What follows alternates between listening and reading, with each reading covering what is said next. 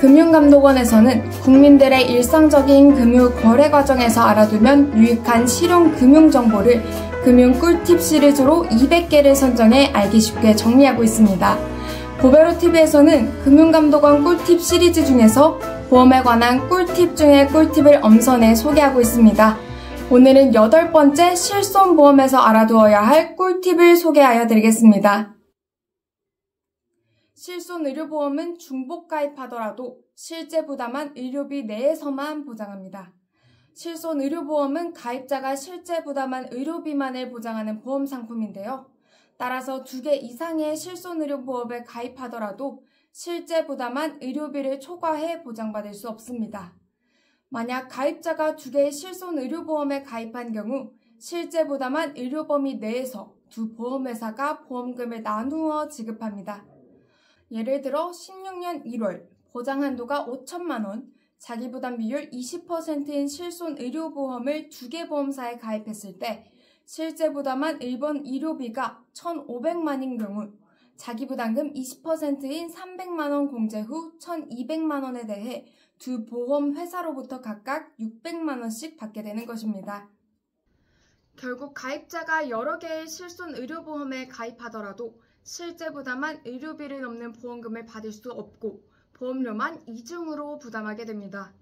이러한 사실을 모르고 여러 개의 의료보험에 가입했다가 나중에야 보험료 손실을 후회하는 소비자가 지속적으로 발생하고 있습니다. 따라서 중복가입 여부는 실손의료보험 가입 시 가장 먼저 확인할 사항입니다. 만약 실손의료보험 가입 여부가 기억나지 않는다면 한국신용정보원 홈페이지에서 가입 내역을 조회할 수 있으며 불필요하게 중복가입한 경우에는 보험회사 콜센터를 통해 언제든지 해지할 수 있습니다.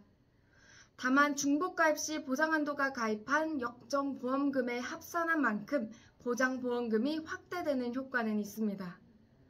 예를 들어 다음 표에서 보는 바와 같이 상급 종합병원에서 MRI 촬영 등으로 실제 부담한 통원 의료비가 50만 원인 경우 통원 실손의료비는 한도는 30만 원, 자기부담금은 2만 원과 보상 대상 의료비의 20% 중 큰 금액일 경우 실손보험 하나만 가입한 A씨는 보장 한도인 30만 원을 보험금으로 받을 수 있지만 2개를 가입한 B씨의 경우에는 보장 한도가 60만 원으로 늘어나 두 보험상에 대하여 자기부담금을 각각 10만 원씩 공제해도 독립책임액 비례분담 장식으로 산출한 금액에 의하여 각 보험사 20만 원씩 합 40만 원의 보험금으로 받을 수 있습니다.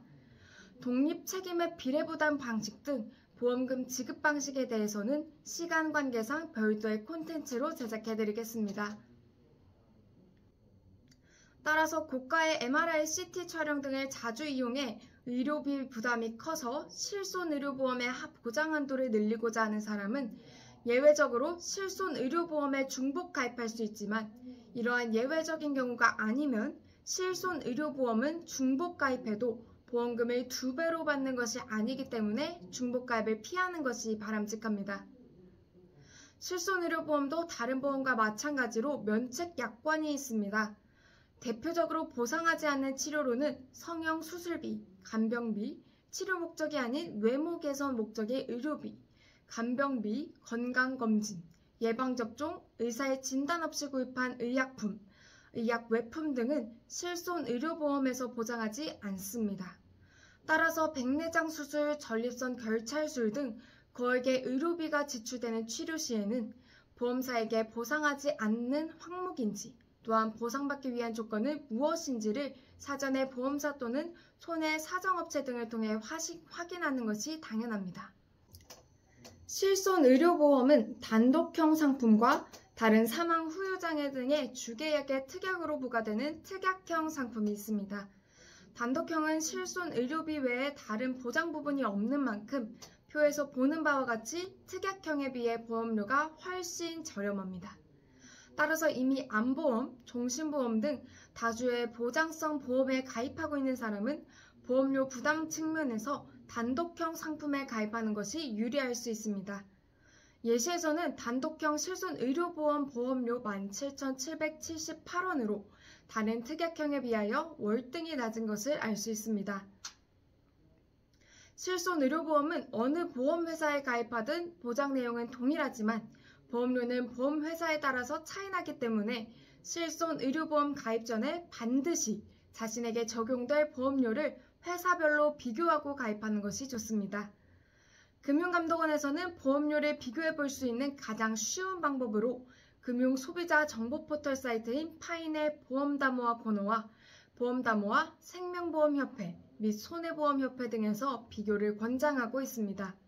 보험담호와 보험회사 홈페이지 등을 통해 온라인으로 가입하는 경우 모집 수수료 등이 적어 설계사 등 대면 채널을 통해 가입할 때보다 보험료가 저렴하기 때문에 인터넷 가입을 권고하고 있습니다. 7번째로 고령자의 경우 노후 실손의료보험 활용인데요. 가입 연령 제한으로 일반 실손의료보험 가입이 어렵거나 은퇴 후 보험료를 내는 것이 부담스러운 고령자는 노후 실손의료보험에 가입할 고려할 필요가 없습니다. 노후 실손의료보험은 가입 나이가 50세에서 75세인 경우에도 심사를 거쳐 가입이 가능합니다.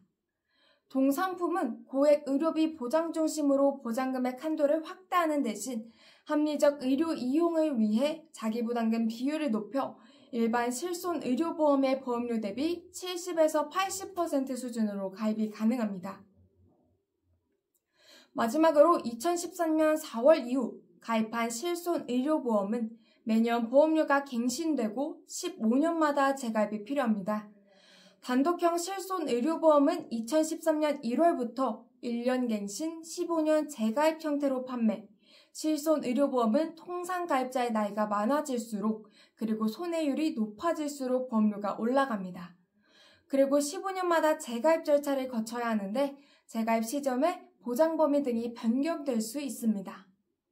이상 실손의료보험 가입 시 알아야 할 사항에 대해 살펴봤습니다. 이 자료는 시청 시점과 보도 시점이 상이함에 따라 일부 정책이 변경됐을 수 있으니 시청 시 참고해 주시길 바랍니다. 고베로TV에서는 보험금 보상과 손해배상에 관해 고통을 겪고 계시는 분들께 도움을 드리고 있으니 또 문의 주셔서 보험보상과 손해배상에 관해 도움받으시길 바랍니다. 그럼 다음 시간에도 유익한 주제로 찾아뵙겠습니다. 이상 보험보상과 손해배상에 관해 유익한 정보를 제공하는 고베로TV였습니다. 감사합니다.